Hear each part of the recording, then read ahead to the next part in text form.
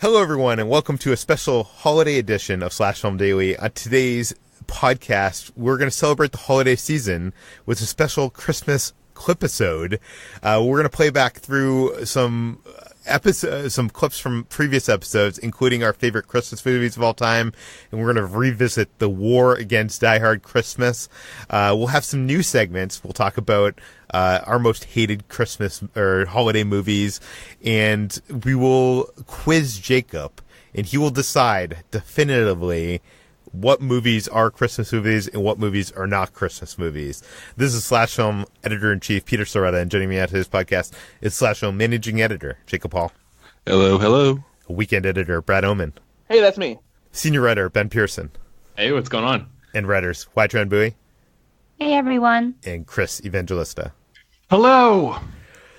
Okay, guys. Let's first play back a clip that this is from last year. This is from December 26, 2017. This is us talking about our favorite Christmas movies of all time. So if you have never heard this, enjoy. I guess I'll start this out. Which, by the way, we should talk about some of the movies that aren't on this list. I know people are going to get mad that I don't think anybody has picked Die Hard on this list. And I know people are very vocal about Die Hard being a Christmas movie. Is there any reason why Die Hard is not on any of your lists? It's a movie set at Christmas. It's not a Christmas movie. I will die on this hill, Peter. I will die here. Wait! I didn't know that you were this vocally against it, Jacob. I think it started off as a joke. It started off being the fun thing of, hey, Die Hard's at Christmas. That's funny. Let's watch it at Christmas. And then people started taking it so damn seriously. And I'm like, no, stop. It was a funny joke. It's not funny anymore. Stop. That's my opinion on it, Peter. Jacob, there is a Die Hard Christmas book out now. No. Yeah, there is. No. I refuse to acknowledge this. It's really bad. I picked it up last time I was at a bookstore, and it's like basically in the sort of sing-songy, it's a night before Christmas kind of rhyme scheme, and it's like, it's cringe-inducing. I like the art, though, in it. I do not own it, but I have picked it up. But Chris, Ben, HT, any reason why you did not have Die Hard on your list, other than the reasons Jacob has outlined? So I have actually never seen Die Hard, and I know Peter wanted me to mention this so we could publicly shame me. Yeah, yes, gotta publicly shame I have not seen Die Hard. That is why it's not on my list. Yes, we need to get you to see Die Hard. Although, I wonder, do you think at this point, if HT sees Die Hard and she's seen kind of all the action movies that kind of Die Hard has influenced, that it will even stand out as, like, remarkable in any way? Yes. Yeah, it definitely will, because Die Hard is like literally one of the best action movies ever made. So there's nothing that, no amount of imitators, even ones that come close to the quality of the original Die Hard, can take away from just how solid that movie really is. The character work is so amazing. Even if the action is redundant to HT at this point, like John McClane in his original incarnation is such a fascinating, relatable guy. I think she'll enjoy that at the very least. Yeah. I think I'll enjoy it. I just never got around to watching it, although I do kind of want to see it based on how many jokes are referenced to Die Hard in Brooklyn Nine-Nine. I will say the reason why I did not include Die Hard on my list is because I did include a movie called Kiss Kiss Bang Bang, which is, I think, kind of replaced Die Hard in that category of being kind of like an action movie set during Christmas. It's Robert Downey Jr. before America kind of fell in love with him in the role of Iron Man. Shane Black is, again, I know America has kind of caught on to him now. He's kind of become a bigger name in the not just as a writer but as a director. He has Predator coming out soon. But this movie is just so good. I just enjoy it in so many ways. It's an awesome LA movie. Yeah, it is an awesome Christmas movie. It is, kind of a, in classic Shane Black style. It's a film noir set kind of during the holidays, and it's just perfect it's the perfect kind of Christmas movie for me. Not because, and I'm wondering if Jacob would consider this a Christmas movie, because it's kind of like a movie set during Christmas. It's not really a Christmas movie per se. I think the Christmas matters more in Kiss Kiss Bang Bang. Shane Black is more interested in Christmas as an aesthetic choice, whereas it's literally just an excuse for characters to be together in Die Hard. So I'd say Kiss Kiss Bang Bang has more of an argument here, and I will allow it, Peter. I will allow it. Okay, Chris, what is the first film on your list? Well, I will say that the second film on my list is also Kiss Kiss Bang Bang, so I don't have to go over that one. But No, talk about that. To tell us why that is on your list. Pretty much all the reasons you said, and I love Shane Black's writing in general. He's a very good screenwriter, and pretty much every single film he's written is set at Christmas, give or take, and he just loves it as a theme, I guess. But the first thing on my list is Stanley Kubrick's final film, Eyes Wide Shut, which I guess is a little polarizing. Some people don't really like it. I love it. And it's very, even though it's not about Christmas, it's very Christmassy. There's a Christmas tree in almost every shot. And it just has this really eerie, chilly Christmas vibe to it that I really like, which also adds to the overall strange atmosphere of the film itself, because it's this sort of psychosexual drama set over the period of like one night. But Christmas is always sort of in the background there, which just adds to the atmosphere. And I don't know, I just love that movie, and I rewatch it every year around this time. I like that movie. It I think it's supposed to be set in New York City during Christmas, and it's obviously shot, overseas in London for the most part. It's at least from what I remember. So it kind of feels weird. It doesn't feel like an American Christmas movie, even though it's set in America. Do you get that feeling? Yeah, I do. Yeah, he shot a lot on back lots because near the end of his life, Kubrick did not like to travel, so he shot everything in London or England where he lived. So yeah, but I agree that sort of adds to the weird atmosphere of the film, because even though it's supposed to be set in New York, almost nothing really looks real. It looks like they're on studio backlots, which kind of makes it otherworldly and dreamlike. HD, what is the first film on your list? So before I go into my first film, I'm going to add another postscript to the Kiss Kiss Bang Bang love, because that was also one of the films on my list. I'm a huge fan of Shane Black's sort of series of action films set in Christmas, which includes Kiss Kiss Bang Bang, The Nice Guys, and Iron Man 3. And Kiss Kiss Bang Bang was kind of the first of those, and it's a great seedy noir that interplays like the more familial Christmas elements with this more lurid underbelly of LA. So, and the buddy comedy between Robert Downey Jr. and Val Kilmer is always great. So that's my little addition about Kiss Kiss Bang Bang. My first movie is, I think, the first kind of real Christmas movie we have here, which is Elf, starring Will Ferrell. And it's a great film that I kind of grew up watching. It's one of my favorite Christmas films that I watch every year, and it's just so full of fun and joy. And it's a very cheesy, typical Christmas story about finding the importance in love and family during the holidays and wanting to spend time with them. And it also has the great comedy of Will Ferrell acting like a big child. So you can't really lose with that. My first one is Mickey's Christmas Carol, which is a 1983 animated, I guess it's technically an animated featurette, but it's basically a short film. It's like 25 minutes long. I'm curious, has anybody else even seen this movie, or is this something that I just grew up watching? I've seen it. Actually, I don't think I have. Okay. I think it used to play all the time on the Disney Channel, and I remember watching it as a kid, but I don't think I've seen it in, probably 2 decades.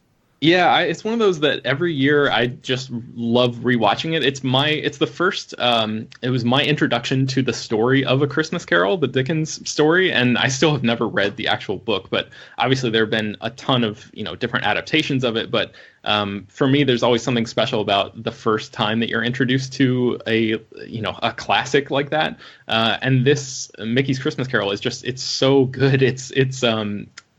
Mickey is basically the stand-in for Bob Cratchit. Scrooge McDuck plays Ebenezer Scrooge, which is just perfect. I mean, it's like baked right into that character. Goofy is Marley's ghost. Jiminy Cricket is one of the ghosts of, Christmas past, present, and future. So there are all sorts of classic Disney characters sort of interweaved all throughout. If you guys have never seen this, I would definitely recommend checking out. I think it's all on YouTube, probably. I think it was a couple years ago, but it plays sometimes on like ABC Family. They do like 25 Days of Christmas or one of those sort of marathon special kind of things. So I always record it every year and just rewatch it because it's quick. It's 25 minutes. You're sort of in and out, and you get that nice holiday warmth and just a retelling of a classic story with familiar characters, and it's great. I love it.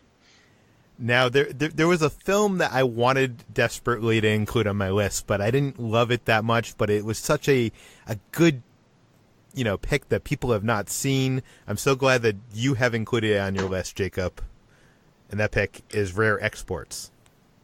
Rare Exports. I think it may be the most obscure movie out of any of our lists, and it shouldn't be because it's great. It's a 2010 Finnish movie, and it's so if you like subtitles, you think horror is your thing at Christmas. It's only 82 minutes long. It's an 82-minute long Finnish Christmas horror movie, and it's great. I don't want to say too much about the plot, but it takes place in a small Finnish village where in the nearby mountain a large corporation has begun excavating something, and we soon discover they are searching for Santa Claus, the mythical Santa Claus who used to punish children thousands of years ago. And let's just say they find him.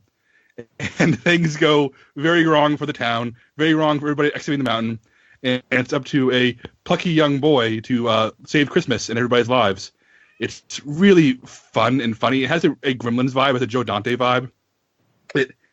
Other than some male nudity, there's a lot of male nudity in this film. It's actually, you can actually show it to like younger kids who want like a dark Christmas adventure. And as long as you're okay with men's penises, and there are a lot of them, parents, so be careful, and you don't mind subtitles. It's no like more extreme than Gremlins or any of those sort of 80s movies we treasure. It just happens to be in Finnish, and it's as far as Christmas horror goes. And I have another Christmas horror on my list I'll get to in a second.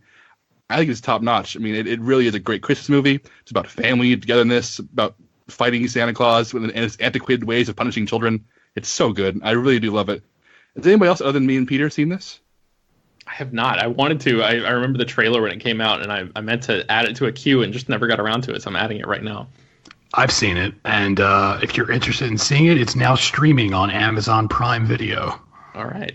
Oh, good to know. I have not seen it, so... It's worth checking out. It's one of those films that I recommend to a lot of people, but it's not a film I love. But it's definitely a film that I think everybody must see, if that makes sense. And it's why it's not on my list.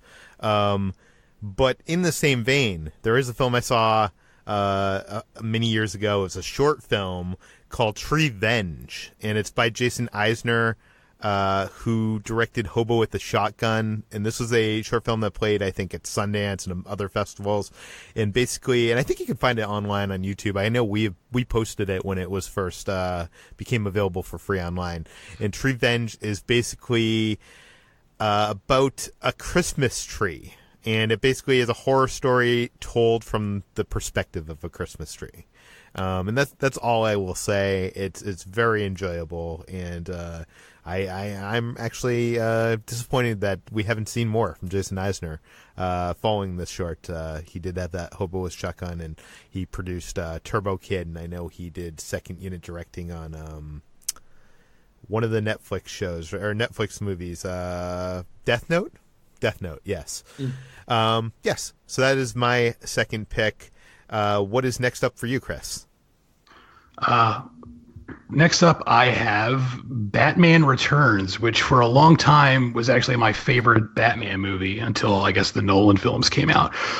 But that's another movie where it's not really about Christmas, but it's set during Christmas, and it has a very Christmassy vibe to it. You know, it's always snowing. Wait a second. We got to go to Jacob. Jacob, is it a Christmas movie? Batman Returns is a Christmas movie, and I'm interested to hear what Chris says, because one of our freelancers, Vanessa Bogart, just submitted an article arguing why Batman Returns is the definitive Christmas movie of 2017.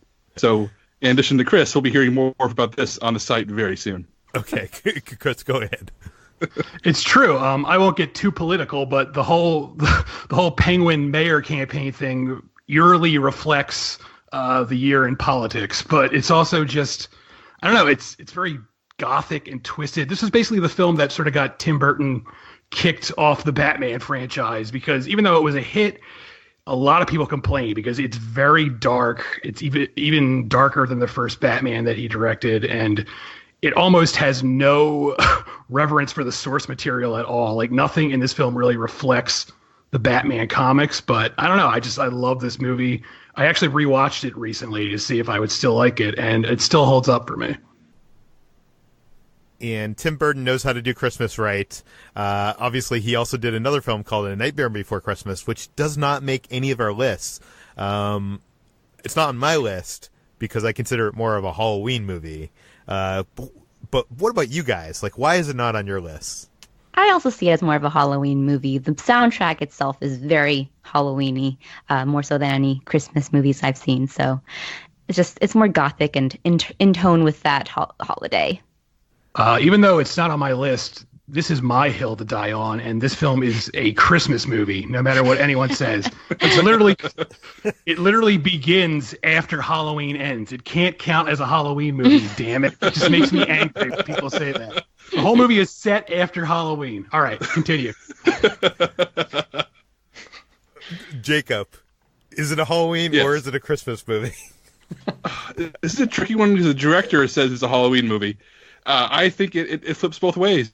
It serves either holiday, and you should be allowed to pick.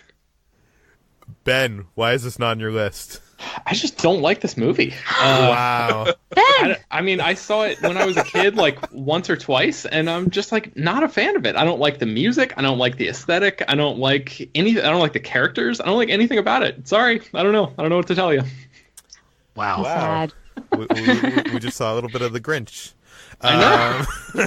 Not put me in the holiday mood. HT's gasp at that revelation was just classic. HT, what is the next movie on your list? All right, so my next movie on my list is Harry Potter and the Philosopher's Stone, which is not, for all intents and purposes, a Christmas movie solely, but it's a movie that I associate with Christmas. Partly because ABC Family / Freeform constantly airs their Harry Potter marathons during Christmas time and the rest of the year. But Harry Potter, to me, feels like this warm, nostalgic childhood presence that I always associate with Christmas. And it helps that a lot of the scenes during the movie take place during the winter, and Christmas plays a huge role in the story of the first film, which is that, you know, Harry Potter is a very lonely, sort of abused child, and he finds his first family during Christmas when Ron kind of accepts him into his family and gets his mom to send him a sweater, and that's his first real Christmas he has. So it's a sweet moment, it's a really defining moment to me for the Philosopher's Stone. Sorry, the Sorcerer's Stone. Well, it's both. UK, it's Philosopher's Stone. US, it's Sorcerer's Stone. It's weird that they renamed the books and the movies in different places. Ben, what is next on your list? Next up for me is National Lampoon's Christmas Vacation. This is the 1989 comedy that stars Chevy Chase and Beverly D'Angelo. It is maybe the movie that I've seen the most times in my life, which is really a weird thing that I'm realizing right now, and something that's a little bit embarrassing because I don't love this movie enough for it to sort of have that hallowed place of esteem in my movie watching history. But it's just one of those that I've seen almost every year since it came out. It's one that my family has bonded over every holiday season when we're all together. It's just the movie that we all agree that that we have on in the background, and we laugh at it every year, different things. And it's one of those that I've seen again, probably 20 plus times or something. And I'm not the type of movie watcher that rewatches things that I love over and over again. Like Back to the Future and Raiders are probably like my two favorite movies ever, and I've probably only seen each of them, I don't know, 15 times each or something like that. So just to give you people a baseline of like how I watch movies, I don't really like revisiting things, every year. I know people do that, like throw stuff in just in the middle of the summer, like, oh, this movie, I'm just going to watch this again because I love it. But the holiday, Christmas is really the only time of year where I rewatch stuff that I've seen over and over and over again on purpose. And Christmas Vacation really just takes that top spot for me just because I've seen it so many times, and it is still pretty funny. I mean, for me, because I've seen it so much, some of the humor I'm like watching it more for like the construction of the jokes than the jokes themselves at this point, because once it's like going to a comedy show and seeing the same thing so many times, you start to appreciate different aspects of it. But yeah, Christmas Vacation. Anybody else like this one? Yes, that movie is also on my list. It's one of those movies that I try to watch every year. I would say it's probably not, the best comedy. It's probably not even the best comedy in the National Lampoon's Vacation series, but it perfectly captures that kind of like family at home at Christmas vibe. And it's written by John Hughes, who just knew how to get that right. Sometimes it's silly, sometimes it's big-hearted, sometimes it has cartoon-like violence, but it's pretty great. And I love Randy Quaid in the movie as Cousin Eddie, which, by the way, I'm sure all of you, including everybody listening out there, does not know, but they actually made a Christmas Vacation 2. Called Christmas Vacation 2, Cousin Eddie's Island Adventure. It was a TV movie. It was released on DVD. I tried to watch it. I made it, I think, 10 minutes into it. I would not recommend that on anybody. Hey, Peter, can I confess something to you real quick while we're on this subject? Oh, no. I've seen Christmas Vacation 2, and I've never seen Christmas Vacation. Jacob. Oh, God. Jacob. Oh, no. Why? Because I never grew up with Christmas Vacation. It was never a movie that was in my family's rotation. But why would you watch the sequel? I was very drunk and I was alone and had nothing better to do at Christmas. I was very sad. That's the saddest story I've ever heard. By the way, the Christmas Vacation 2 gets a 2.7 out of 10 on IMDb from users. That doesn't quite make it into one of the worst movies of all time on their list, but that's pretty close. Did you actually made it all the way through that movie? Yes, I polished off most of the bottle of whiskey. Well, I can't believe it because I love Christmas Vacation so much, and I could only make it in like 10, 15 minutes. But yeah. Anyways, Jacob, what is your next pick on your list? This is an obvious choice, but I would go as far as say it's my favorite movie out of all the movies listed on our entire list, combining everybody's, and that's Frank Capra's It's a Wonderful Life. I know the classic depiction of this movie is that it's a cheeseball, sentimental piece of claptrap, which is so inaccurate when you actually watch it, because this is a movie that earns its hopefulness. I mean, it came in 1946, right after Frank Capra left the military. It was his first movie following his years during World War II. And it has that same Capra sentimentality, the Capricorn, as it's called, and it ultimately ends on an uplifting, hopeful note. But it's very much a work of a man who saw a lot of really bad things happen to the world and is trying to grapple with them. For those of you who don't know the movie, it's about George Bailey, played by the great James Stewart, who has given up every opportunity in his life to save his town, to save his family, to protect those he loves. And then when all seems lost, and he contemplates suicide, an angel comes to him, and things take a very fantastical turn. It's very much a fantasy movie. And before it finds light at the end of the tunnel, it is an extremely dark, powerful movie that's very sweet and very funny at times, but also is about how crushing life is before it reaches out and pulls you into the light and says, hey, things will look up if you're surrounded by people who love you. And that seems really cheesy, and it should be really cheesy, but this movie's a gut punch. It just flies fast, even though it's a long movie.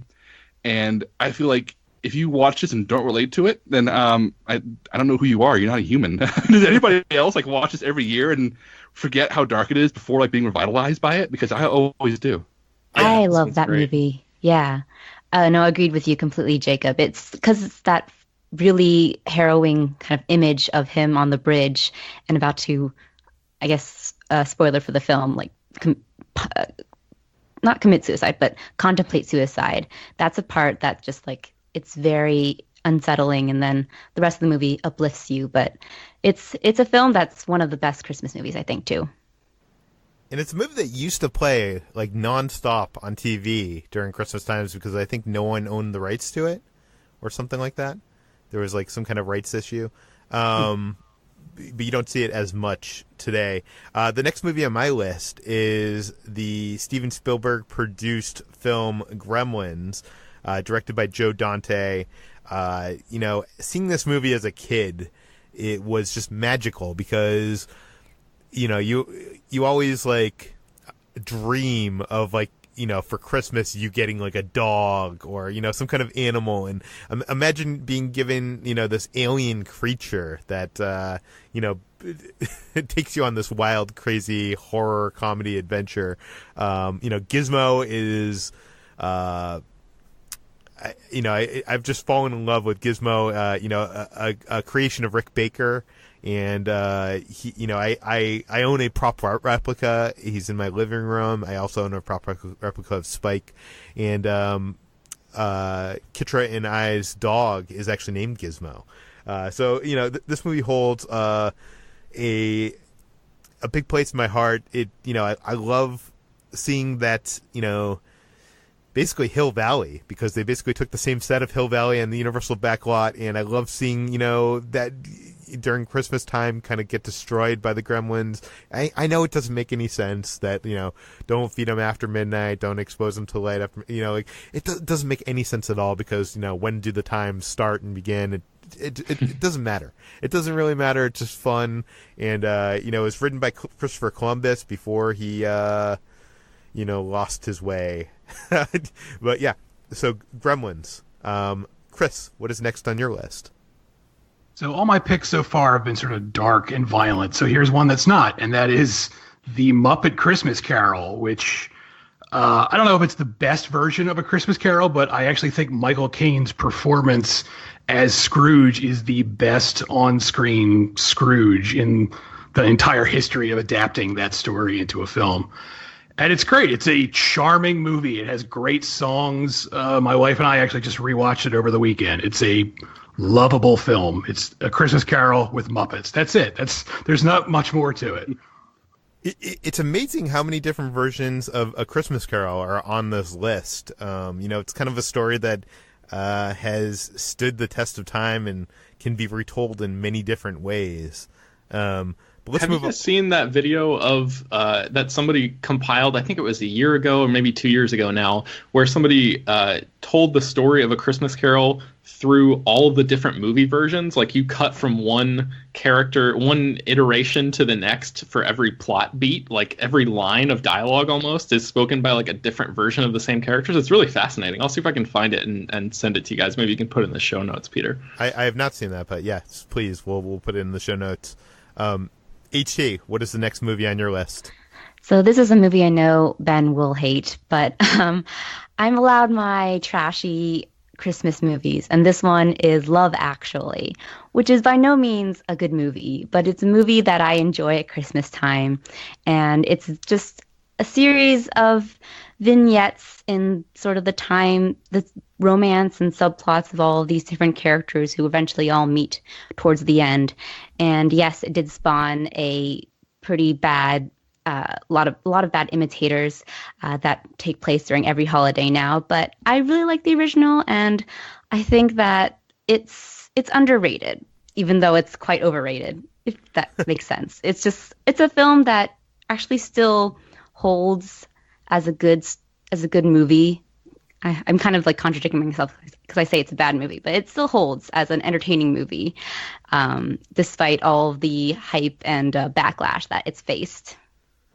HT, it's a really good movie, and Ben is wrong. Be proud of yourself. Be proud of your picks. It's fine. Boo hiss to both of you. Bah humbug, I say. Love Actually is great, even though it starts with an inexplicable dialogue about 9/11, and it takes place 2 years after 9/11. It's a fun movie, and Hugh Grant is fun in it, as is everyone else. It's really good. It has that anthology film feel where, even though they're all intercut together instead of individual, like, I don't enjoy the subplot, but in 2 minutes, I'll be with somebody else I do enjoy. And I kind of enjoy bouncing around. Even if you don't like parts of it, other parts there are more charming than others. And it's a really sweet movie, and my wife loves it, so that's why I watch it every year. And then I think it's harmless and nice and goes down really easily. I'm a big fan. Thanks, Jacob. You're welcome. Ben, what is the next movie on your list? You guys can have Love Actually. That's all I got to say about that. A Charlie Brown Christmas is the next one on my list. The 1965 animated TV special based on the Peanuts comic strip. This is another one sort of similar to Mickey's Christmas Carol in that it's pretty short. It's only 25 minutes, and the score of this one by the Vince Guaraldi Trio, the jazz score, is basically the soundtrack to the entire Christmas season in my personal life. Like, that's the music that as soon as November rolls around and Thanksgiving, all of my dishes are cleared on Thanksgiving dinner, I start busting out that score to really sort of get into the Christmas vibe. That music it's jazzy and it's really fantastic. The Charlie Brown story, I think it's like the best of all of the Charlie Brown movies. It's eminently rewatchable and just quotable, and it has for the people who celebrate Christmas because of the birth of Christ, it actually has like a shout out to that, which it seems like a lot of Christmas themed things sort of go out of their way to avoid any sort of overtly religious stuff in there. But this movie like pauses for a couple minutes to like recite Bible verses, which you just don't really see these days anymore.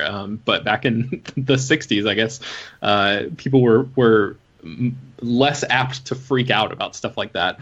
And yeah, the character work is great. It really is the music for me that sort of drives this whole thing, and I guess is the reason for this entire pick for me. Yeah, the movie is good, but the music is great. Like what you said is perfect. That it is the soundtrack of Christmas in your life. It definitely. Anytime I hear any of those tracks, that's what it recalls to me.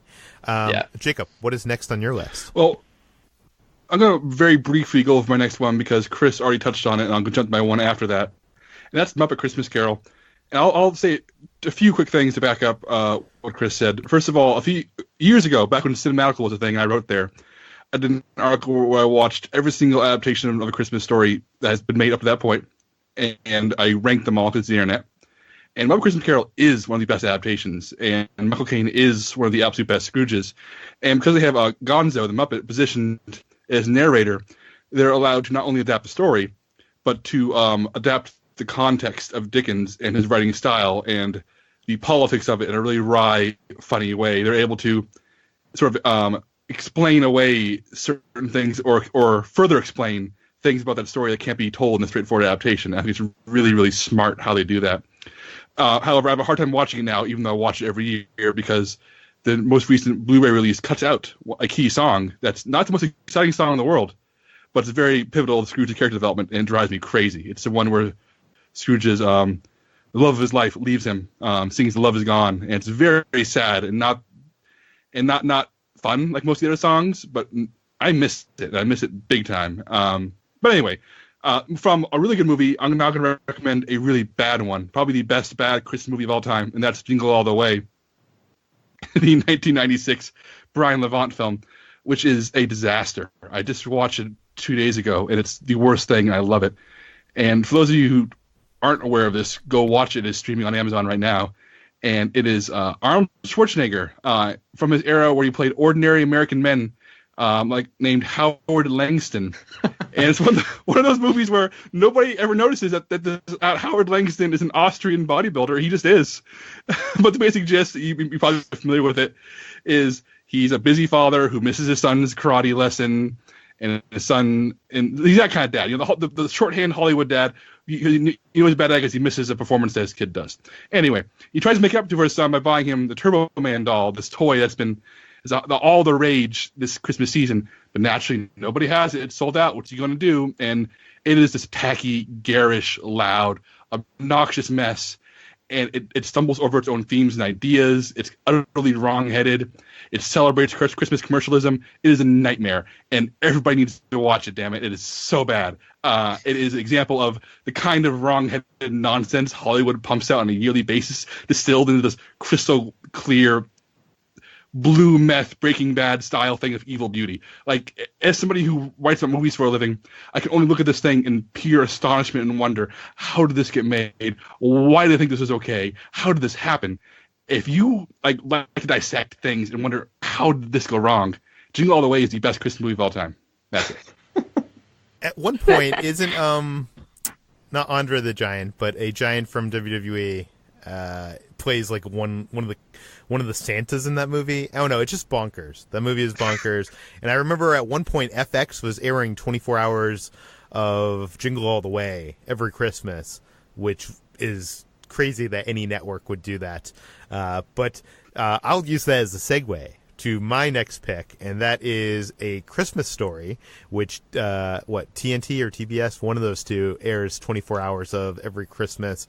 I fell in love with this movie way back when, before, being very hipsterish, but before, it was like kind of this thing that was kind of pushed on you every Christmas in that 24-hour marathon.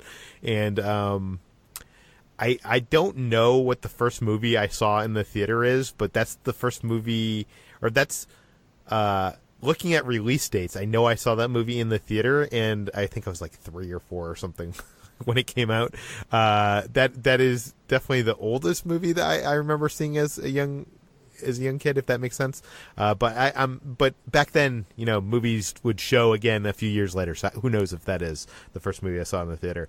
A Christmas Story, I think, perfectly captures, even though, I didn't grow up in the 50s or whenever that is set, I think it perfectly captures kind of that family, home, Christmas time. And while, I think everybody got kind of like the package from their aunt that had the clothes that they never wanted, and had that moment with their father cussing on the side of the road because something went wrong. Do you know what I mean? Like, there's so many relatable moments, and I think Gene Shepard's stories, which are kind of what this has been adapted from, are just so universal and so funny, even though it's kind of been done to death at this point. And this is another movie, by the way, that you probably don't know it, but they have made a series of sequels that don't have any of the characters in, or don't have any of the actors from the original movies in. There is Christmas Story 2, which I have never seen, and there is My Summer Story, which further adapts the stories of Gene Shepard into a direct-to-DVD movie. I've heard both are horrible. I'm sure Jacob has probably seen them, but not seen A Christmas Story. Is that true? No, I've seen A Christmas Story dozens of times. I have not seen the sequels. Don't worry, Peter. I'm normal enough. Okay. Well, next on the list is Chris. What is your next pick? So this is another film that doesn't really count as a Christmas movie, but I'm going to list it anyway, and that is Todd Haynes' film Carol, starring Cate Blanchett and Rooney Mara. It's set during Christmas. It's, I feel like everyone knows what this movie is by this point, but it's about, Rooney Mara is this lonely shop girl in the 50s, and she falls in love with Cate Blanchett's character, and they sort of go on a road trip together. And one of my best movie-going experiences was last year at the Metrograph Theater in New York, which is one of those indie theaters that shows old films on, like 35 millimeter. They screened that right around Christmas time, and at the time, my wife and I were in New York for a weekend, so we went to the theater and saw it. And the cinematographer of the film, Ed Lockman, was there, and he introduced it, and it was just this really nice night out, just going to the movies right around Christmas time. And we came out, and it was just cold. It was a good experience, and I just love the movie in general. HT, what do you have left on your list? So my last film is not really a film, but it's one of the many Christmas specials that air during the holidays. It's Dr. Seuss's How the Grinch Stole Christmas. So this is the 1966 animated TV special by Chuck Jones, not the one starring Jim Carrey, which is a fine film, but I always tend to prefer the animated version just because it sticks much closer to the Dr. Seuss book, and it's a lot more...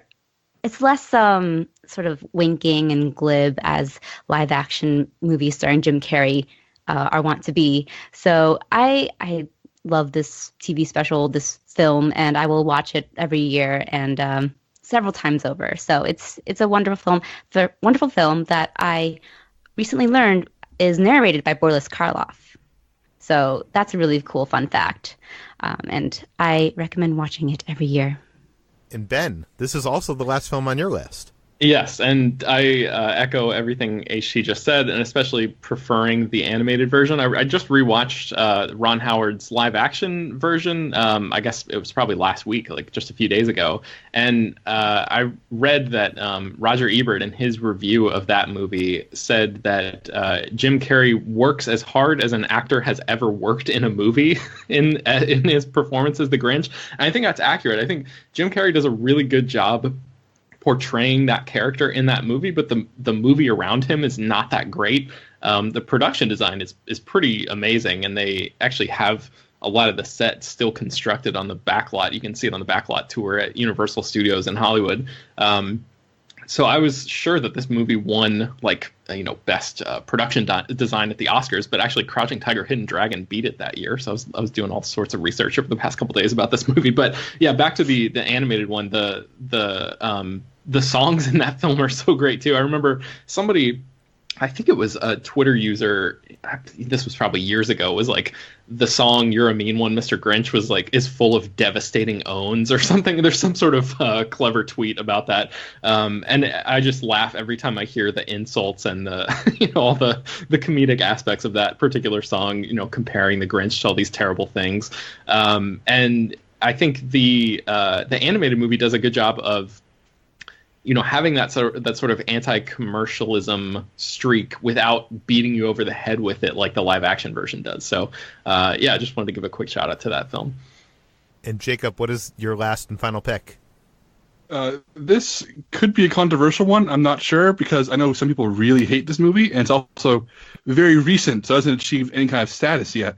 But this is Krampus, the Michael Dougherty's 2015 horror comedy movie about a family under siege in their home by the evil version of Santa Claus, who has come to teach them a lesson during Christmas season. It's very much the anti-Jingle All the Way, and that's about characters who are punished for being jerks during Christmas as opposed to being rewarded with parades.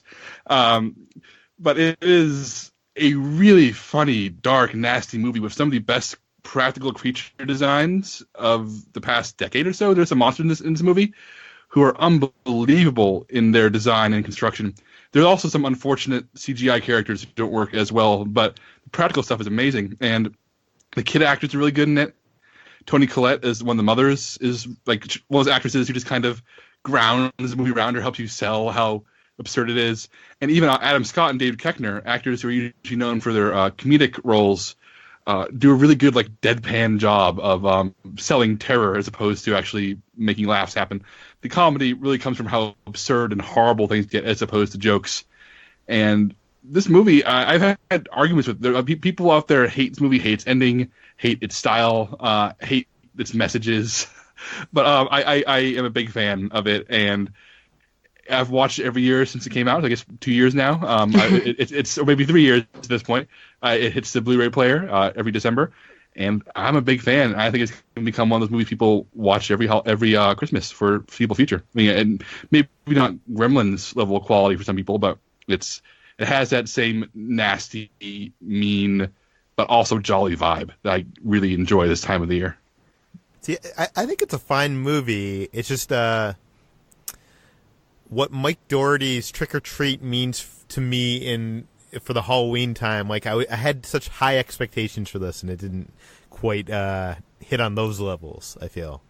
I actually really liked Krampus. I didn't have high expectations like you, Peter. I kind of caught it randomly while I was airing on HBO, and I was both baffled and intrigued by this premise.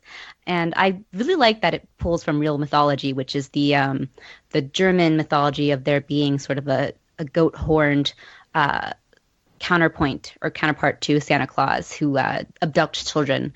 So it's interesting because it's tied into this really creepy mythology, but then it takes it to another weird sort of campy level in a way. But it has like a very bleak ending, like you said. Man. Memories. We were young. Those were wonderful times. Okay. We've talked about the holiday movies we love. Let's talk about the holiday movies we either hate or love to hate or are somehow intrigued with, even though they are not good. I will start things off, and my pick is Santa Claus the Movie. This is a movie that came out, I think, late 80s. Is that correct? Mid-80s, 1985. And it stars John Lithgow, Dudley Moore, and David Huddleston as Santa. This movie, I think, I would argue, I know, Chris, you wanted to put this on your list as well, and I had this on my list before you got to it. This movie, I feel like, is half a good concept. Like, this movie attempts to tell the origin stories of Santa Claus. And it kind of brings it in this kind of epic, grand scope and has great production design and feels I guess it's trying to explain, like, why do the reindeers fly and all these, like, things, the mysteries of Christmas. And I kind of dig that aspect of the movie. But then there's this other aspect of the movie that takes place in modern day, or I guess the 80s. And it's with Dudley Moore, who plays one of Santa's elves. He decides to leave Santa and start his own Christmas, along with John Lithgow, who plays, I guess, some corporate executive who wants to make Christmas 2. So he's making a sequel to Christmas, and Dudley Moore is using the illicit drugs that they give the reindeer to make them fly, and he's taking those drugs and producing them as candy for kids to consume that allows them to fly. And it's the most absurd, horrible movie. Chris, what is your feeling on this film? Well, I just want to say, it's candy canes, and this movie ends with John Lithgow. He's about to get arrested, so he eats all the candy canes and he flies into space, and he basically dies in space as he tries to get away from the cops. So he meets a terrible end. Spoilers for Santa Claus the Movie. Yeah, I'm sorry. What I love about this movie is the origin of it. So Ilya Salkind, who was one of the producers of the Superman franchise, the original franchise, was like, we need our own property because they didn't own Superman. We want our own superhero that we don't have to pay rights to. And they thought, well, Santa Claus is in the public domain, so let's just make Santa Claus our superhero. And they tried to make, the origin story of Santa Claus, and the end result is just insane. This movie is nuts. It makes no sense. There's a lot of product placement. Like, there's a shot where someone is like just staring through a McDonald's window, and it zooms in on the French fries because they just had to. I remember as a kid getting a McDonald's Happy Meal that came with like a Santa Claus the Movie book or something. So they totally had a product tie-in for this film. Yeah, I would say this movie is almost worth seeing just for how goofy it is, and for that ending where John Lithgow dies by flying into space. Yeah. Yeah, I would recommend it, despite it being a very bad movie. Brad, what is your pick for your disliked holiday movie? There's a lot of really bad holiday movies out there, but one of the ones that I just remember being so frustrated and mad and just disappointed with, and for just a multitude of reasons, is Robert Zemeckis' recent adaptation of A Christmas Carol. There are endless adaptations of the classic Charles Dickens book out there. Many of them are not all that interesting. Some of them are particularly bad. This one, just despite being modern and despite having the presence of Jim Carrey and Gary Oldman and Colin Firth, but Jim Carrey plays so many characters. Oh, neat! Gosh, I can't. I love movies where the one actor plays multiple characters. That's why The Nutty Professor is one of my favorite movies of all time. God, this movie is it's so bafflingly bad. It's too much Jim Carrey. It's him being weird. I get so creeped out when he becomes the candle spirit and he's like talking like he's on Quaaludes or something. He's like, "Come on, Scrooge, let's go." And then, like, aside from that, this is the time when Zemeckis was obsessed with motion capture animation. And granted, this is the best that it's ever looked. The problem is the characters still look dead because their eyes are lifeless and they look soulless. And the design of some of these characters is so unnerving and creepy and weird that, like, you don't even get to care about them. You're just, like, entranced by how odd they look because they tried to make them look somewhat realistic, but not realistic like humans, realistic in this weird world where people just look like monsters. And it's just one of the worst adaptations of what is supposed to be such a nice, heartwarming Christmas tale, and it's just ruined in this movie. Totally ruined. I know we're talking about the worst holiday movies of all time, but I'm wondering, what do you think is the best version of A Christmas Carol? A Muppet Christmas Carol. Muppet Christmas Carol? Does anybody disagree? Does anybody have a better one? I mean, is Scrooged, maybe? Years ago, Peter, I wrote an article for the late cinematic.com where I watched as many versions of A Christmas Carol as I possibly could and compared them all. I think I watched maybe a dozen of them or so. And I think the one from the 50s with Alistair Sim was my favorite. It's the most faithful to Dickens' work. It holds up as a dramatic piece in addition to being a Christmas piece. It leans into the themes of the novel about social justice and being in finding time to better yourself as a human being, and not just being like cheerful Christmas nonsense, which I feel like a lot of them do lean into instead of like understanding what Dickens was going for. I agree with Brad that Muppet Christmas Carol is excellent. It's actually a really, really good adaptation of that material. But the 50s Christmas Carol for me is top notch. The one with George C. Scott from the 80s is also pretty damn good. I'd also like to give a shout out to the Doctor Who Christmas special called Doctor Who: A Christmas Carol, which gives a fun sci-fi twist to the classic story with Michael Gambon as the Scrooge-like character. So on brand. Okay, let's talk about another, I guess, adaptation of that. Chris, I know you have another Christmas film that you don't like that is based on that source material. Yes. I'll preface this by saying when I was younger, I was obsessed with A Christmas Carol because, it was the rare Christmas story that had ghosts in it. And that was like...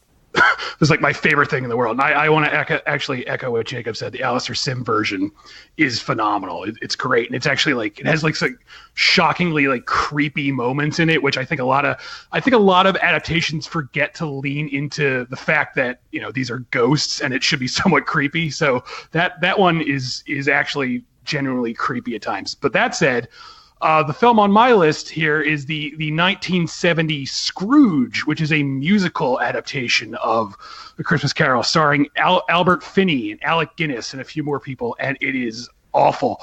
I like musicals, but there's of all the songs in this movie, there's only one that's good. The rest are really bad, and when I say really bad, I mean awful. Like, for some reason, everyone in this movie doesn't know how to sing, and they probably should have realized that before casting them because they're all awful. Like Albert Finney, great actor, he cannot sing, so he basically sings all his lines, and it gets really, really distracting where he's just like talking while music is playing, and it doesn't work. and it's really bad. And I've tried to watch this several times to like give it a chance, and every time I watch it, I die a little bit inside. So Scrooge from 1970, go watch it. It's a bad movie. I also watched this one for the article. It's terrible. The music is so bad. It's I would recommend everyone out there go to YouTube and just look up a song called Father Christmas from this movie. It's like the opening song. It's so like off key that it will like make your head hurt. So please go out there and listen to this and get a headache. Yeah, I do not want to do that. I think my favorite adaptation of A Christmas Carol is Scrooged. If you could consider that an adaptation, although yeah, really good. I do love Muppet Christmas Carol quite a bit as well. Okay, Brad mentioned Robert Zemeckis' A Christmas Carol, and that is not the only Robert Zemeckis film on this list. HT, you also dislike a Zemeckis Christmas movie. Yes. My least favorite Christmas movie is The Polar Express, which was kind of the precursor to Zemeckis' A Christmas Carol in that it used computer animated animation to try to create a sort of lifelike Christmas movie, and it ended up creating this incredibly uncanny and creepy effect with all the characters having dead eyes, and even Tom Hanks' wonderful warm voice can't save this movie because it is absolutely just dreadful. My hate for this movie stems from the fact that my mom got me this DVD when I was a kid, and my sister, for some unfathomable reason, loved this movie, so she would watch it all the time, and it just built my hatred towards it because it's just so bad and boring and just very creepy, and I do not like anything about it, despite at the time it being, heralded as some great feat of CG animation. It just does not look good, and the characters are just creep me out so much, and were definitely the bane of many of my nightmares for a long time. So this is the movie for me that just I cannot stand and will have like a visceral reaction against whenever someone talks about it. But it allows Tom Hanks to play multiple characters. Yeah, but Okay, let's move on to Ben. I will say the one good thing to come out of the Polar Express. I do love Josh Groban's song "Believe" that he created specifically for this movie. Thanks, Mom. Shut up! I like heartwarming songs. I'm sorry that you don't have a wonderful warm heart for Christmas, Jacob. Okay, I love you, Brad. Well, he does hate Home Alone. So let's move on to Ben. Your film is what?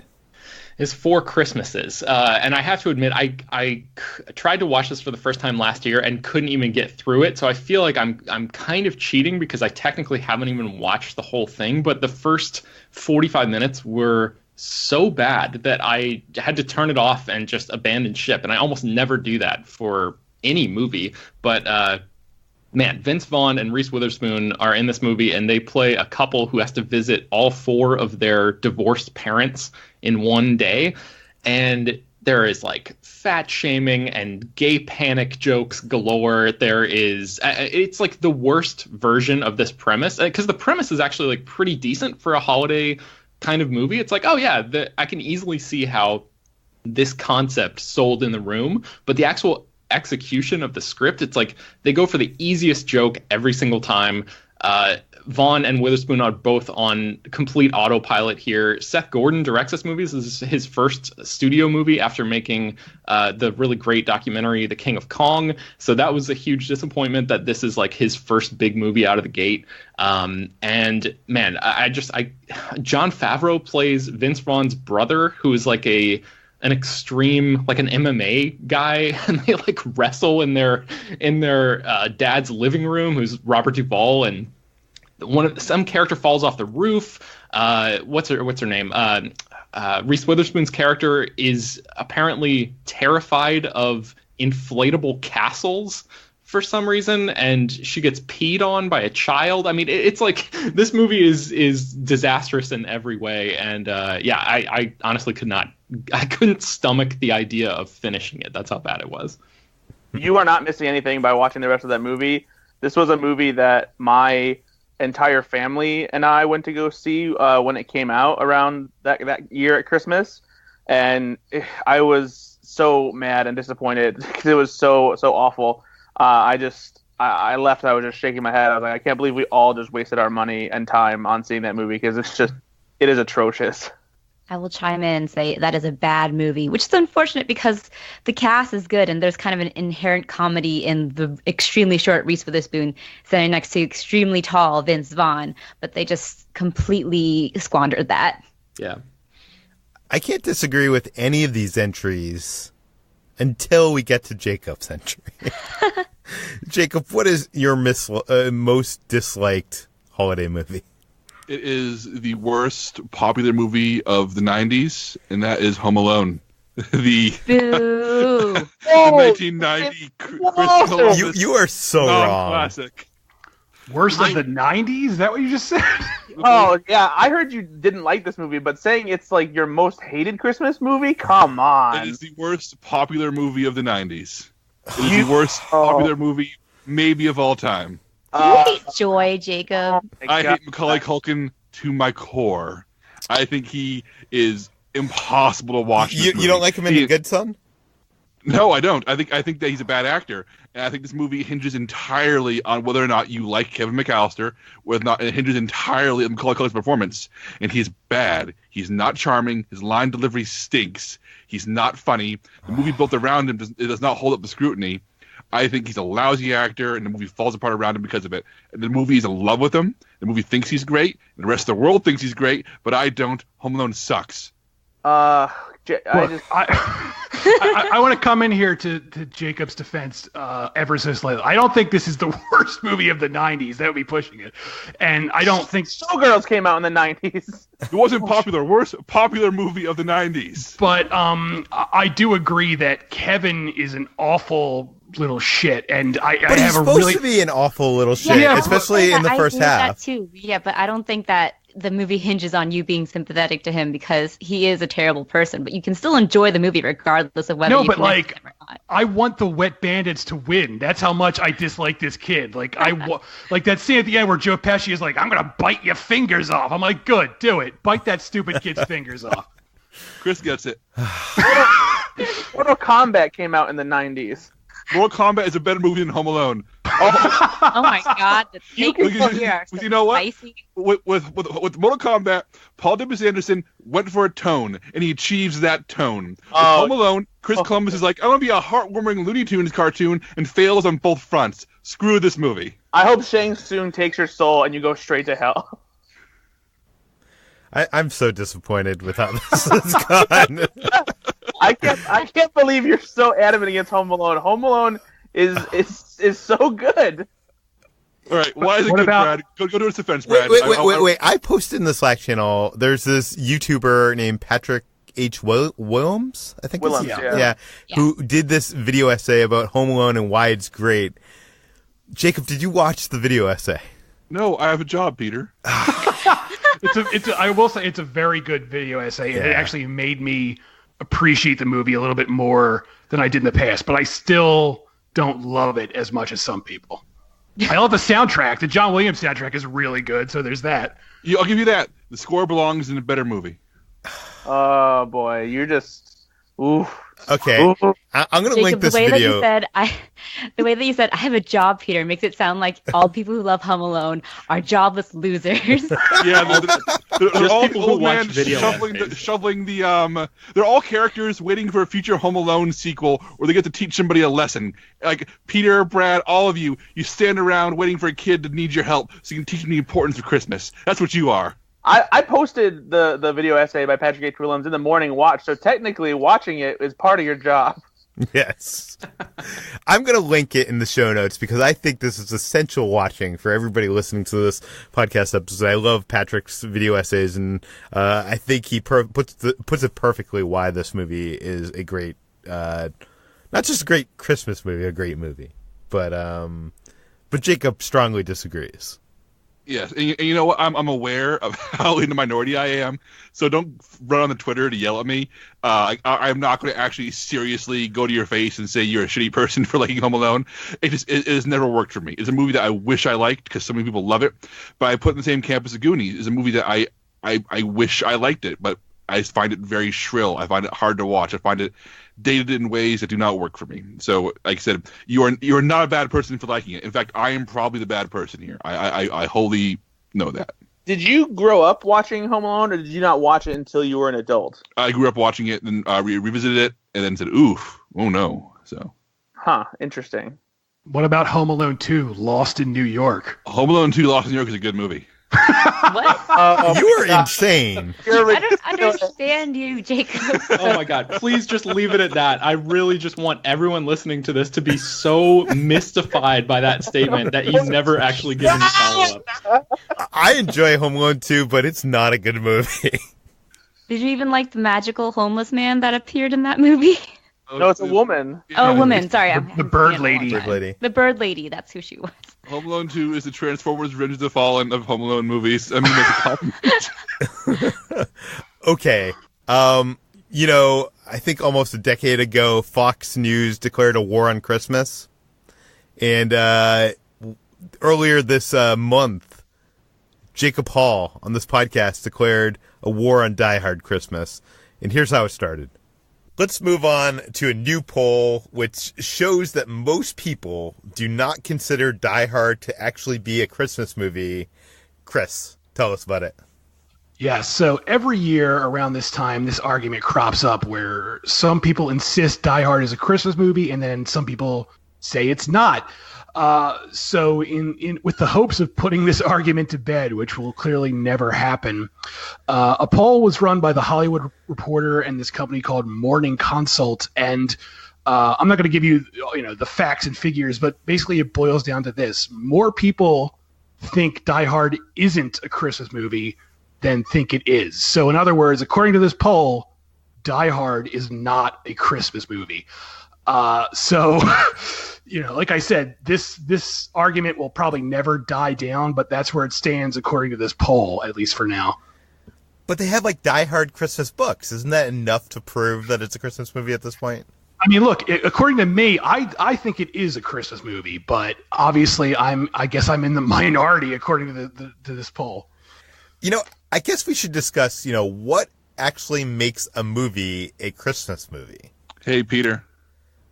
Hi, Peter. Jacob? Yes. Hi, Peter. I heard you say what makes a Christmas movie, and I warped onto the podcast as soon as possible because I have very strong opinions about this subject. Hi, everybody. Welcome to the podcast / managing editor, Jacob Hall. Hello. I'll start with a question. I have a question for all of you. Would you watch Elf in July? I guess no. I guess not. No. Would you watch Die Hard in July? See, I would say no. I would watch Elf in July simply because of all the Christmas in July promotions. So Jacob picked the worst possible example month. Anyway, my gonzo opinion, the one that I'm told I'm psychotic for having, and you guys can let me have it in a second, is that a Christmas movie, there's a difference between a Christmas movie and a movie set at Christmas. A Christmas movie can only be watched and fully enjoyed in December, whereas a movie set at Christmas, like Die Hard or Batman Returns or It's a Wonderful Life, can be enjoyed year-round. I would never watch Elf outside of December. I would never watch Polar Express outside of December. I would never watch The Grinch or Rudolph outside of December, because that would be a crazy thing to do, because they are Christmas movies. Whereas you can enjoy Die Hard, a movie set at Christmas but not about Christmas, where you can remove the Christmas from it and it's still the same movie.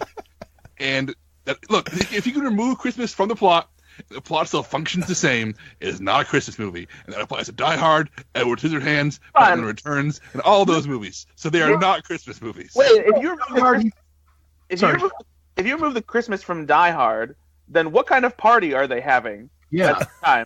My wife has office parties every other month for all kinds of things. It's a corporate thing. Everyone has parties. Oh, they have parties where people are dressed up like Santa Claus and stuff like that? And Die Hard does not need Santa Claus. You take Santa Claus from Die Hard, it's the same movie. What's John McClane going to write on that guy's sweatshirt? Hey, it's an office party. I got a machine gun. any other great line of dialogue, because you know what, Die Hard is full of amazing, like witty, memorable dialogue and has nothing to do with Christmas. So come up with something else. I've worked with Jacob for years now, very closely. You know, he's the managing editor of the site. We've argued over, you know, what should be on the site, what shouldn't be on the site. I've never, ever heard him be this this passionate about, I don't know, his feelings on something other than, you know, does anybody have an argument against this? Like, I feel like I would watch Elf in, like, July. See, I sort of see what Jacob is saying, but I also, like, I consider Eyes Wide Shut a Christmas movie because Christmas is all over that movie. And I would never watch Eyes Wide Shut in, like, July because I would feel weird. I always watch it in December. So I think in some ways I'm agreeing with Jacob, but I'm also allowing for more movies into that that classification that he is. Because the same thing with, like, Edward Scissorhands. Like, I'd feel weird watching that in April, but I would gladly watch it this month because it has so much Christmas, visuals in it, Christmas imagery.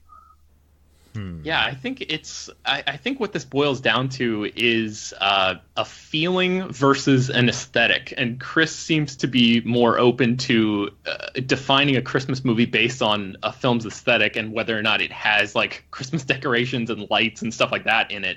And Jacob seems to be more in tune with, like, does this movie give you that special Christmas feeling, which is like more ineffable than than demonstrable, I think, in a lot of cases. But and so I kind of, on, you know, if you're drawing that line, I kind of am on Jacob's side, except earlier in the Slack channel, Jacob mentioned that It's a Wonderful Life is not a Christmas movie because if you take Christmas out of it, it still, you know, fits his requirements of, like, just being a drama that you could watch anytime.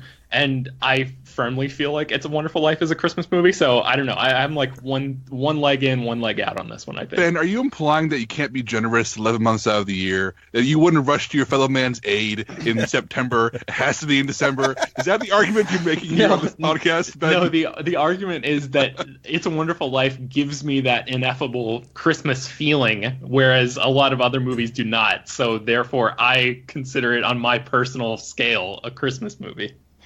Wait, Jacob, then what about Gremlins? Is Gremlins a Christmas movie? Gremlins is really tough because it's soaked in Christmas imagery. But I think that because Gremlins exists to subvert the imagery and to, like, take the piss out of it and to, like, really be nasty about it, that doesn't quite qualify. It is a subversion of Christmas as opposed to embracing of Christmas. So Gremlins is totally fine for July. How about You've Got Mail? You've Got Mail is not a Christmas movie. It is a movie set at Christmas. Also, You've Got Mail isn't even really mostly set at Christmas, so I don't even consider that a Christmas movie, like, at all. Yeah, I think there has to be, like, a certain ratio because, you know, as Lethal Weapon also takes place during Christmas, the first one, but I don't really classify that as Christmas because there's only, like, one scene where you see Christmas stuff, and the rest of the movie is very non-Christmassy, whereas Die Hard, it's all set in one place around Christmas time, and that makes it feel more Christmassy. I don't know. I know none of this is official. This is just how I look at it. I just want to point out one more thing before people yell at me about this. I'm not saying you can't watch Gremlins or Die Hard in December or at Christmas. That's fine. You're welcome to. They're great for the season. I just would not pigeonhole them as Christmas movies. I hope that makes sense. You know, some people actually consider some of the Harry Potter movies and Lord of the Ring movies to be Christmas movies. Because they were released at that time, and because people like that, the movies people watched in theaters with their families, like, when they came out in this season years ago. So I get it. I get why that's a comforting thing to do, but they're not Christmas movies. So for you, the bottom line is, if you could remove Christmas from the movie and it would still be basically the same movie, it's not a Christmas movie? That would be my definition, yes. Doesn't mean you can't enjoy those movies at Christmas time, but I do think that the average Christmas movie tends to be not very good for this reason. Like, Die Hard is a great movie. It's better than pretty much any other Christmas movie out there. But like Miracle on 34th Street, the original one from the 40s, I adore that movie. It's wonderful and lovely. Maybe the high watermark of what a Christmas movie can be. But if you remove Christmas from that movie, the entire thing falls apart. It is built on a foundation of Christmas and the holiday season. Whereas Die Hard, like we discussed earlier, office party. You don't need the Christmas. But so you're almost suggesting that a Christmas movie is not as good as a normal movie? I think that once you take into account the movies that are fundamentally about Christmas and fall under my admittedly possibly crazy definition of what a Christmas movie is, there aren't that many great Christmas movies. I think there are a lot of comforting Christmas movies, a lot of really lovely Christmas movies, a lot of very fun Christmas movies, but very few of them have any interest in being great movies. They want to be comfort food, which is fine for the season. That's what we want out of the season. We want something pleasant to enjoy with our families. So I get it. But I think I only need one hand to count like maybe the Christmas movies I think are legit great films, whereas I would need, a couple dozen hands to count the great movies that are set at Christmas. How crazy am I? Am I crazy? Shane Black is going to hear this podcast and weep somewhere wherever he is. Like, I feel like those Charlie Brown, I guess, are those movies or TV specials? They're TV specials. I mean, that the Charlie Brown Christmas has to be a Christmas thing. It's literally about Christmas. You can't remove that. No one's arguing that, right? Wait, I got one. What about The Nightmare Before Christmas, Jacob? Halloween movie, man. No, that's a Christmas movie. It's a Halloween. It is about Halloween conquering Christmas, and how Halloween is better than Christmas. It's a Halloween movie all around. It starts when Halloween is over. Halloween has ended when that movie starts. It can't be a Halloween movie. It's a celebration of Halloween and about how Christmas is never going to fulfill you as much as Halloween will. Halloween's always going to be there for you, or Christmas lets you down and leaves you spiraled on the ground after your sleigh is shot down. Worthless, man. Christmas is a worthless holiday. Halloween wins. That's the message of Nightmare Before Christmas. Wow. Oh boy, this took a dark turn. All right, now let's talk about Hanukkah movies. I'm sure there's lots of listeners out there that are disagreeing with everything that's being said on this podcast. Okay, then a week later, on December 13th, 2018, a reader wrote in responding to Jacob's Christmas movie rant, and Jacob got to respond. Here's a clip from that episode. Okay, Stephen B. writes in response to our Christmas movie argument. We got a lot of response to that Christmas movie argument. People love how passionate you are about this, Jacob, but they disagree with you. He writes in that most films are not just one genre. 21 Jump Street is a comedy, but is also an action movie. Shaun of the Dead is a comedy, but also a horror movie. In that vein, he says Die Hard is an action film, a heist film, and also a Christmas movie. The whole reason John McClane is in the film, or is in Los Angeles in the first place, is to see his family for Christmas. They're playing the Christmas music in the limo. They debate cutting power to a portion of the city because it's Christmas. The thieves did not pick that day at random. Christmas is a plot point in the film. It could have been written for John to have come to LA to see his family for Holly's birthday or the kids' school recital, but then it loses something for the plot. Could Planes, Trains, and Automobiles work as a Christmas movie instead of for Thanksgiving? Yes. But it would lose something that Thanksgiving gives to that movie. If the genre, including the holiday, has a plot point in the film, then taking it away, and taking away it lessens the film, then he thinks it's reasonable to count it as part of the film's description. For those reasons, he thinks Die Hard is a Christmas movie. What do you have to say about that, Jacob? I think all the details he mentions are texture, like all the Christmas stuff, the Christmas music, the decorations, the discussion about we can shut down power on Christmas Eve. It's all in service of the film's basic look and its setting. But I still feel very strongly that you could have had John McClane fly down on New Year's Eve, or fly down for a random office party, or fly down because he has reconciled with his wife just enough to have earned this meeting with her. I think if you change any of that, and the movie still functions perfectly fine. I disagree that Christmas movie is necessarily a genre in the same way that a comedy is, or the same way that a horror is. It's very clearly a definition. I'm not sure if I'd call it a genre. But at this point, we're just splitting hairs. I mean, I think what Steve B here says is totally fine. It makes total sense. It's just not something that it's not something I agree with, and I'm never going to convince him otherwise. But when it comes down to Die Hard specifically, I feel very strongly that all the stuff he mentions is not necessary. It is cool that it is there. It adds to the feeling of the movie. It increases the sense of that time and place. But you take it out, and I don't think it's missed. I do have one movie to bring up to you. I want to see what your feeling is on this. What about Home Alone? Because I feel like I could watch Home Alone outside of the Christmas season and enjoy it. But I feel like that is definitely a Christmas movie. Oh, man, I think Home Alone is a Christmas movie. I also think it's hard to watch outside of the holiday season. Personally, I'm not a big fan of it. Last time I revisited it, I kind of was cringing my way through it. I actually prefer the sequel a lot more. But yeah, I remember even when I was younger, much younger, I had it on VHS. I would break it out every late November and watch it a few times throughout December.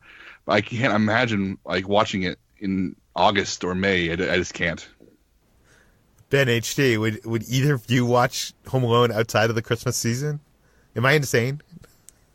No, I would watch it because I think it's a great movie. Yeah. But I don't have like a strict sort of standard for Christmas movies like you guys have. This argument is really funny to me because I'm just like, it's Christmas. I like watching Christmas movies sometimes at that season, sometimes outside of that season. So it doesn't matter to me as long as it's a good movie that I enjoy and maybe like brings back some nostalgia of the season. I'm with Jacob on this one. There's no way I could watch it outside of December. Okay. So yes, this is the only place where you will see a clipisode where we're playing clips from something that happened only a week or two ago. But it's fine. I'm sure people love revisiting this stuff. But we have a new segment now because we've decided to let Jacob judge this. We've given him the gavel, and he's going to be the judge, jury, and executioner in deciding if these movies are Christmas movies or not. So first of all, Slash Film Daily listener Cade wrote in, and he actually wanted to know what Jacob thought of this. He wanted to know if Jacob thinks Batman Returns is a Christmas movie. No, it is not. Batman Returns is a really good movie. It's one I like a lot, but I feel like the Christmas aesthetic is just that, an aesthetic. Clearly, Tim Burton wants the grotesqueness of the Penguin and his henchmen to contrast with the jolly look of the holidays. Wants this Gotham lit by this ironic, Christmas glow. It is all in service of a juxtaposition of making the villain look more heinous than it is about actually being a Christmas movie, because that movie actually has no Christmas themes. You take Christmas from it, and you're simply losing the film's look. You're not losing anything about the story or the characters. Okay, I put together a list of films here. I want you to respond, and if anybody disagrees, chime in as well.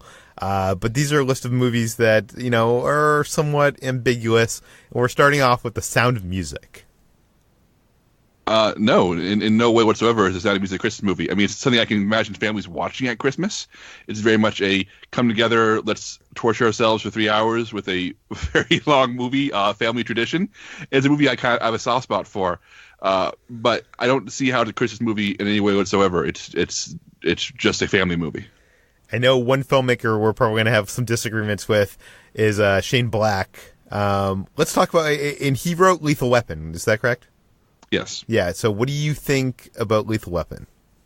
Once again, Shane Black loves Christmas. So many of his movies, both directed and screenplays, are set at Christmas time. Once again, I think it's just that Shane Black really likes the image of LA at Christmas time. He likes this arid, West Coast city decorated with all these lights and decorations you associate, with the winter, with snow. It's an odd visual. It's something that is instantly quirky, instantly memorable, and it lends, this nice look and nice texture to Lethal Weapon. But I also don't think that it matters. I think you can watch Lethal Weapon at Christmas time and get away with it. But nothing in that movie enforces the idea of Christmas. Nothing in that movie is about Christmas. The characters barely reference Christmas. So I have a hard time justifying it as a Christmas movie. Okay, then. How about Casablanca? I feel like nobody's disagreed thus far. Are we all on the same page that those movies are not Christmas movies? Does the Sound of Music have anything to do with Christmas at all? I don't remember any Christmas parts in that movie. Yeah. But I don't know. Maybe there's snow. I don't know.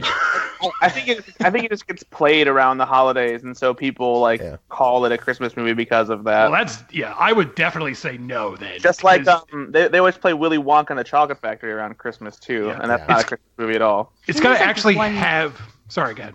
Oh, I think there's like one major scene that takes place like during Christmas time, and that's the scene where the kids perform for like the party. Oh, I think. Yeah. See, if it's like one scene, no way. It has to have like, for me, Batman Returns is a Christmas movie, but I definitely see where Jacob is coming from here, and it is the crazy zone. I have a question, Peter. This might be on your list, but I want to butt in and ask Jacob about this one. What about Bad Santa? Like, I would think yes, but I know that your personal rules may give you a different reading on this, where like theoretically he could just be, if you replaced his job with some other job, then maybe that wouldn't apply. What do you think about that one? I think Bad Santa is 100% a Christmas movie. The iconography of Santa Claus is too important and too specific to what that movie's about, both in terms of how the kid worships him and how the female character, who I can't remember her, has like a fetish for Santa Clauses. Those are so specific and so ingrained into the American psyche of Christmas time and to how we view Christmas and how we grew up with Christmas and how we respect and disrespect Christmas, that Bad Santa is connected at a DNA level with the holiday. It is 100% a Christmas movie. Cool. What about The Night Before, the 2015 film directed by Jonathan Levine? Definitely a Christmas movie. In fact, I'd say a holiday movie, since I believe Seth Rogen's character is Jewish in it. But yeah, that movie's tied entirely to the holidays. It's entirely about friends and family discovering each other, breaking new ground, overcoming their fears at a season that encourages it, at a time of the year when we all take stock and we all have to reflect and think about where we are and where we're going. It does it in a very raunchy way, but it all ties back to themes that are intrinsic to the holiday. What about your favorite Home Alone movie, Home Alone 2, Lost in New York? It's a Christmas movie. It's way too obsessed with Christmas as a concept, as a season for forgiving, a season for redemption, a season for trying to kill burglars, all the usuals. I'm not sure if Chris brought this up in our previous discussion, but Eyes Wide Shut. Oh, this one's tricky because I think Eyes Wide Shut's a masterpiece, and I've heard people argue that it is a definitive Christmas movie. I would argue that it's not. I would argue it's a great movie to watch at Christmas because it plays with the ideas of Christmas in really fun ways. And I think Kubrick is very, very aware of the iconography that he's destroying. But I would say no. I would say it's a great movie to watch this time of the year, but I would not call it a Christmas movie. Chris, is he wrong with that one? I watch it every year at Christmas time, so for me, it's a Christmas movie. But I do think, if you removed Christmas from that movie, it would pretty much be almost the same movie. I mean, it might not have those images, but it would more or less be the same movie. So it is tricky. But for me, I count it as a Christmas movie because I only watch it this time of year. How about another Shane Black movie, Kiss Kiss Bang Bang? Great movie, same thing as Lethal Weapon. Just it's all aesthetic, it's all decoration. No, but people are brought together with the Christmas party, and it has some plot points, right? Yeah, but a Christmas party in an LA set movie, everybody has parties in LA, Peter. You go to parties every single night. You do the cocaine, you do the drugs, you get the prostitutes. It's LA. That always happens, right? Always, all the time. That's Peter right there. What about Serendipity? I have not seen it, so I can't comment. HT, have you seen Serendipity? I feel like you have. I have. Is it a Christmas movie? Because they meet at don't they meet during Christmas? Like it's a meet cute during Christmas at some. I think it's like buying an gifts essential or buying gifts. I think it's they do, but I think the Christmas element is almost superfluous because it's more just like an essential like wintertime movie. But I don't think the Christmas element plays like a huge aspect other than like their initial meeting, and you could put that in. Replace that with anything, and it's just like the Serendipity is the cafe that sells like the famous hot chocolate, so it needs to take place in wintertime, but not necessarily at Christmas. Okay, You've Got Mail. How about that, Jacob? really fantastic movie. I love the death, but it's only set briefly at Christmas, so again, it's disqualified. Trading Places? I've not seen this movie in well over a decade. My knee-jerk reaction, based on my memories, is to say no, because it can be, once again, it's not quite tied specifically to the holiday. But I'm also going to I'm also going to say I'm not going to definitively say one way or the other because it's been so long. So, Table, what do you think? Is this a Christmas movie? It's been so long since I've seen this, so I don't even know. But I mean, pulling up photos from it, there's a lot of Christmas imagery, and like the characters are wearing like Christmas clothes and like Santa hats and stuff like that, right? Chris, what do you think? I mean, yeah, like there's a whole scene where Dan Aykroyd is like dressed as Santa and he's like eating raw meat or something like that. So, but I don't really know if I would if someone said think of a Christmas movie, I don't think this would come to my mind, honestly. I have one that I would like to ask because this is a movie that I like to watch around Christmas, and I like to say that it's a Christmas movie. Though I suppose I can understand if you wouldn't. But what about Catch Me If You Can? Oh goodness! I remember this actually came out on Christmas. I believe when the year it came out, it was like one of the big Christmas releases, if I remember correctly. It did. There's the constant theme of them that they're always talking to each other on Christmas and stuff too. This one is tricky because I feel like the release date and the recurring Christmas as a plot point, as like a regular plot point, makes it a really good debate.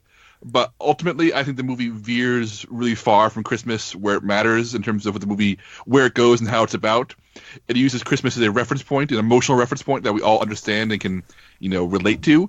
But I don't think it ties deeply enough into Christmas for it to be a definitive Christmas movie, even though I feel that it's actually a really good movie to watch in the season. It also defies your rule of like it's a movie you could watch outside of Christmas and enjoy. Yes. How about the John August movie Go? I have not seen Go. What? Jacob, you need to see Go. One of my favorite movies. Who here has seen Go, and is it a Christmas movie? I've seen it. It's all set on, isn't it like set on Christmas Eve or something? It's like set in one night, so... Yeah, it's... I mean, kind of, but Christmas is so... It doesn't. They just keep saying it's Christmas, but everything that happens in the movie has almost nothing to do with Christmas. So I would say no. Go. I need to rewatch that with that in mind and wonder if it actually is a Christmas movie. But I think there is a bunch of plot elements there. I think Jacob would disagree, though. So how about Rocky IV? Rocky IV is a no time of the year movie. It is a movie you should never watch ever. Not at Christmas, not in July, never. Rocky IV is not a Christmas movie. Okay, now one of the movies that came up in my research for this, Jacob, is a movie I don't think you would think of as a Christmas movie, but I think a lot of people were trying to make the argument for this movie as a Christmas movie. How about Life of Brian, the Monty Python movie? No, it's about most of that movie is about the death of Christ, or a parallel to the death of Christ. It is an Easter movie. Yes, but they were both born on Christmas, right? In the opening scene, yeah, but then the rest of the movie is very specifically, going after the later part of the New Testament. It is not at all focused on that. That's an opening gag. The movie's satiric heart is very much pointed at Easter. So that's a 100% Easter movie. I can't even fathom it being a Christmas movie, honestly. Okay, I have one more on my list, and that is Love Actually. Christmas movie, 100%. It is the definitive Christmas movie of the 2000s. Oh, wow. So there you have it. That is Jacob's definitive declaration on what is and is not a Christmas movie. I'm sure there's movies that we did not mention here that we're going to get letters about, and if we do, maybe we'll do another segment of this. But I think I kind of get the idea of what you think is a Christmas movie and isn't a Christmas movie. I just think those specifications are a little bit too much for me. I get that. I guess too specific. The way I want people to visualize this is you walk into a video rental store, imagine they still exist, and there was a Christmas section. There was a Christmas genre section. And the movies that were in the Christmas section could not be anywhere else in the store. Like Lethal Weapon cannot be in action and Christmas. what movies would be in the Christmas section. That's how I kind of categorize it in my brain. I would not put Batman Returns in the Christmas only section. It would be in the action adventure section. So that's hopefully that's a better visual to help people understand where I'm coming from here. Wait, so you'd put Elf not in comedy, but you'd put it in Christmas? Yes. Not sure if I agree I with disagree with that completely. Yeah. What? I don't understand. Elf is like the most Christmas movie. The thing, I would put Elf in Christmas. I would not put it in comedy. Oh, okay. Sorry. I misheard you. Never mind. Okay, that brings us to the end of today's special Christmas episode or holiday episode of Slash Film Daily. You can find all of our work on slashfilm.com. You can find this podcast on iTunes and all the popular podcast apps. If you have a question for us, you can send it to peter@slashfilm.com. And yeah, have a happy holiday from all of us and enjoy it. And we'll be back after Christmas with our regularly scheduled episodes. Thank you guys for listening.